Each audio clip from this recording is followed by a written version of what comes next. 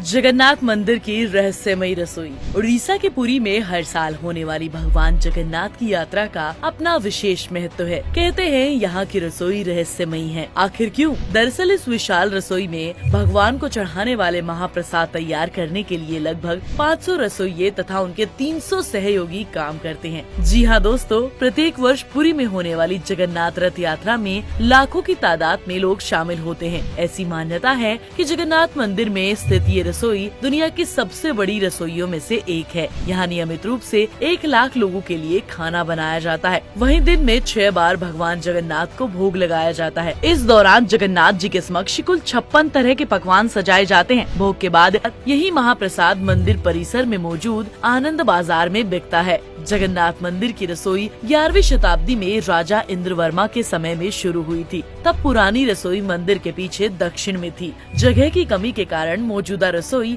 1682 से 1713 ईस्वी के बीच उस समय के राजा दिव्य सिंह देव ने बनवाई, जिसके बाद से इसी रसोई में भोग बनाया जा रहा है। कई परिवार पीढ़ियों से यहाँ भोग बनाने का काम कर रहे हैं। वहीं कुछ लोग महाप्रसाद बनाने के लिए मिट्टी के बर्तन बनाते हैं, क्योंकि इस रसोई में बनने वाले शुद्ध और सात्विक भोग के लिए हर दिन नया बर्तन इस्तेमाल किया जाता है। इस रसोई में जो भी भोग बनाया जाता है उसका निर्माण माता लक्ष्मी की देखरेख में ही होता है। यहाँ रसोई के पास ही 2 कुएं हैं, जिन्हें गंगा व यमुना कहा जाता है। केवल इनसे निकले पानी से ही भोग का निर्माण किया जाता है। यहाँ बनाया जाने वाला हर पकवान हिंदू धर्म पुस्तकों के दिशा निर्देशों के अनुसार ही बनाया जाता है। भोग पूरी तरह से शाकाहारी होता है। इसमें किसी भी रूप से प्याज व लहसुन का प्रयोग नहीं किया जाता। रसोई में पकने के लिए भोजन की मात्रा पूरे वर्ष के लिए रहती है। प्रसाद की एक भी मात्रा कभी भी व्यर्थ नहीं की जाती। यहाँ 1000 लोगों से लेकर 20 लाख लोगों तक को खाना खिलाया जाता है। मंदिर में भोग पकाने के लिए 7 मिट्टी के बर्तन एक दूसरे पर रखे जाते हैं और भोजन लकड़ी पर ही पकाया जाता है। इस प्रक्रिया में ऊपर रखे बर्तन की भोग सामग्री सबसे पहले पकती है,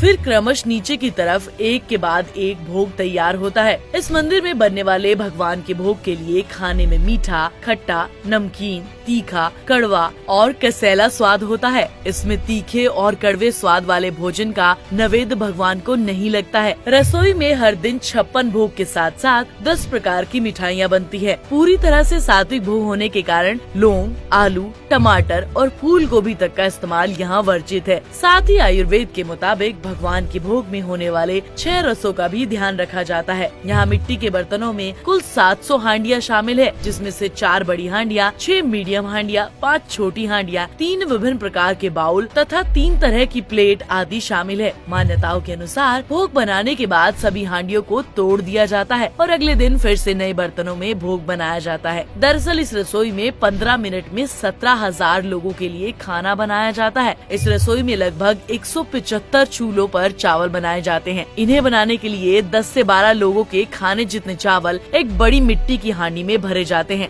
9 बर्तन एक साथ चूल्हे पर चढ़ाए जाते हैं। करीबन 15 मिनट में ये सभी चावल तैयार हो जाते हैं। इस तरह अनुमान लगाया जाता है कि लगभग 15 मिनट में रसोई में एक साथ 17,500 लोगों के खाने जितने चावल बनते हैं। इस गणित के हिसाब से दिन भर की बात करें तो इस रसोई में लगभग 7 लाख लोगों के खाने जितना खाना तैयार किया जाता है। सब्जियों में मूली, देसी आलू, केला, बैंगन, सफेद और लाल कद्दू, कंदमूल, परवल, बेर और अरवी का इस्तेमाल यहाँ की रसोई में किया जाता है। दालों की बात करें तो इसमें केवल मूंग, अरहर, उड़द और चने की दाल बनाई जाती है। यह तो हुई यहाँ की रहस्यमयी रसोई की बात। साथ ही साथ मंदिर की इसके अलावा कुछ और भी खासियत है, जिसे जानकर आप हैरान रह जाएंगे। जगन्नाथ मंदिर करीब 4 लाख वर्ग फुट एरिया में स्थित है। इसकी ऊंचाई 214 फीट है। किसी भी वस्तु या इंसान, पशु पक्षियों की परछाई बनना तो विज्ञान का नियम है, लेकिन जगत के पालनहार भगवान जगन्नाथ के मंदिर का ऊपरी हिस्सा विज्ञान के इस नियम को चुनौती देता है। यहाँ के मंदिर की शिखर की छाया हमेशा अदृश्य ही रहती है। दोस्तों, आपको बता दें, आमतौर पर आपने मंदिर, मस्जिद या बड़ी इमारतों पर पक्षियों को बैठे देखा होगा, लेकिन पुरी के मंदिर के ऊपर से ना तो कभी कोई प्लेन उड़ता है और ना ही कोई पक्षी मंदिर के शिखर पर बैठा दिखता है। भारत के किसी भी दूसरे मंदिर में ऐसा नहीं देखा गया है। कैसी लगी आपको जगन्नाथ मंदिर के रसोई से जुड़ी ये रहस्यमयी और रोमांचक जानकारियाँ? अपनी राय हमें नीचे कमेंट बॉक्स में जरूर करें।